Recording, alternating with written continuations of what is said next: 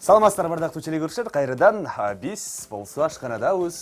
Келирки сиздерге азыркы жасай турган тамагыбызды дагы айтып бергенге даярбыз, Даярбыз. Бизде нан, каймак, салат чөптөрү жана балык уругу. Орусча айтканда икра.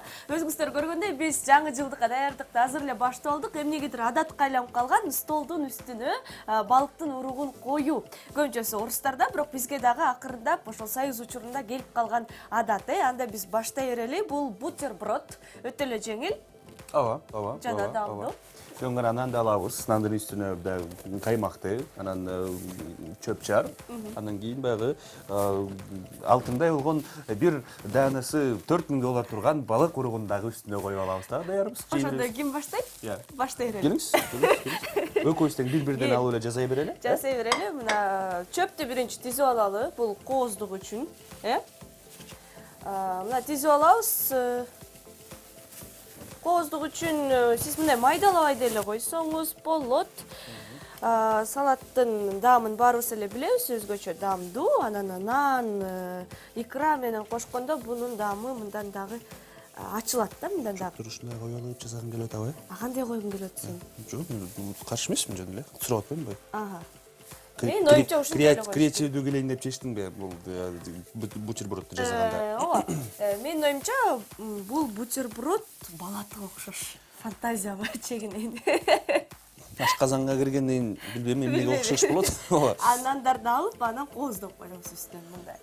Бул оюнчуктар балат.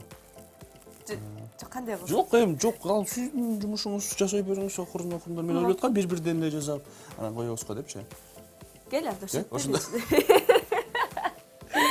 Эмге иштешибиз бүт барындай. Адаттагыдай кылгысы келбейт да, башкача болуш керек. Жасоосу да башкача болуш керек, тамак ашы да башкача болуш керек, негизи эле бүт баары башкача болуш керек. Мындай кылалы. Мен каймакты сүйүп алдым. Ооба. Сиз нандарды ошентип каймактын үстүнө каймактап эметип бериңиз. Мен калганын муну мага бериңиз. Ооба, мен үстүнө жалбырактардан кое берейин. Кандай дейсиз? Анан кайрадан бияка коюп алабыз. Акырындап. Чынында көп деле азык кетпейт. Муну жасасаңыз кооз көрүнөт, дасторкондун көркү ачылат.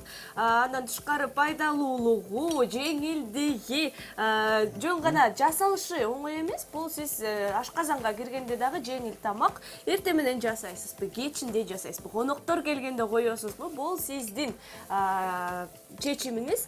Ал эми ошол эле ашканада жүргөндө өзүңүздү сулуу сезиш үчүн же кийимиңизди кирдетип албаш үчүн коноктор келерде жакшы көйнөгүңүздү кийгенде албетте сарафандарды, фартуктарды кийип алышыңыз керек. Бул биз кийип турган фартуктарга сиз да буйрутма жасасаңыз болот. Ал фартук өзүңүз каалаган сүрөттү түшүрөсүзбү, сөздү, бул сиздин ишиңиз.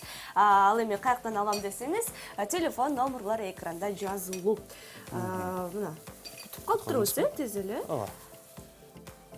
Кандай, сен кандай кылдың? Жок, сеники эле. Сенин немеңди, эрежеңди бузган жокмун. Буздурсуң. Макул, мен сүйлөп атпай кое калыптырмын.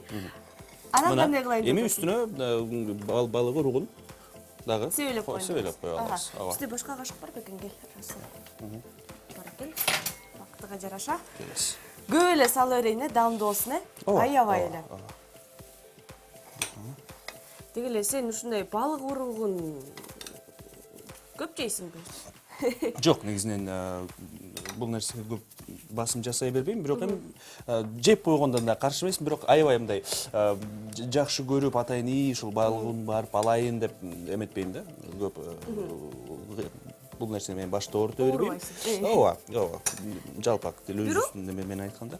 Чынында эгер сиз дагы өзүңүздөн аяп коймой бир сапатыңыз болсо, деги эле балык уругун жакшы көрсөңүз, бирок чынында капчык көп эле учурда бизге муну алууга шарт түзө бербейт. Ошондуктан жаңы жылда өзүңүздү мындайча айтканда эркелетип, ушундай балык уругу менен да бутерброд жасап жеп койсоңуз болот экен. Ал эми жаңы жыл болбосо деле чынында муну жумушка ала кетип, балдарыңызга салып берип дегендей жеп койсоңуз болот. Ал учур биздики даяр болуп калыптыр. Ооба, туура айтасың. Мына, ардактуу телекөрүүчүлөр, дагы бир ирет кесиптешим айткан ингредиенттерди кайра кайталай кетейин. Биз биринчиден эң негизгиси даамдуу жана жаңы бышкан нанды алсак жакшы болот. Аны менен катар үстүнө кесиптешим баягы каймакты романтикалуу кылып, өзгөчө сүйкөгөндөй көңүл буруп, жакшы ойлор менен сүйкөйбүз. Андан кийин үстүнө авокадо жалбырагын коёбуз. Бар болсо. Бар болсо, жок болсо, мына момундай салат чөбү менен дагы кооздоп койсок болот. Бирок мага көбүрөөк салат чөбү жагат.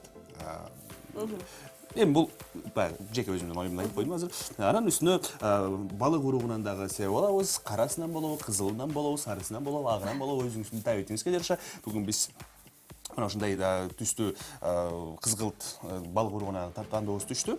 Эми бир гана даамдап көрүү калды. Кел, бул иретсен даамдап көр. Анан айт бер. Келиңиз. Мына азыр биз жасаган бутерброд туурасул өзү жегени турат. Бир тиштем чайнады, жутту. Местный сигнал түштү. Эми даамын айта кетсем. Өзүң жебесең, өзүң жебесең, өзүң килип калып.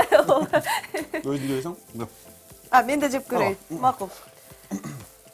аябай сонун чынында каймак анан балык уругунун айкалышы башкача бир мындай сонун даам берет экен. Андыктан бул менен өзүңүздүн баягы жаңы жылдык болобу, конок келгенде болобу, деги эле баягы конок деп коюп эле конокко бүт баары жакшы жасайт экенбиз да өзүбүз үчүн кез-кезде жасабай коет экенбиз. Жок.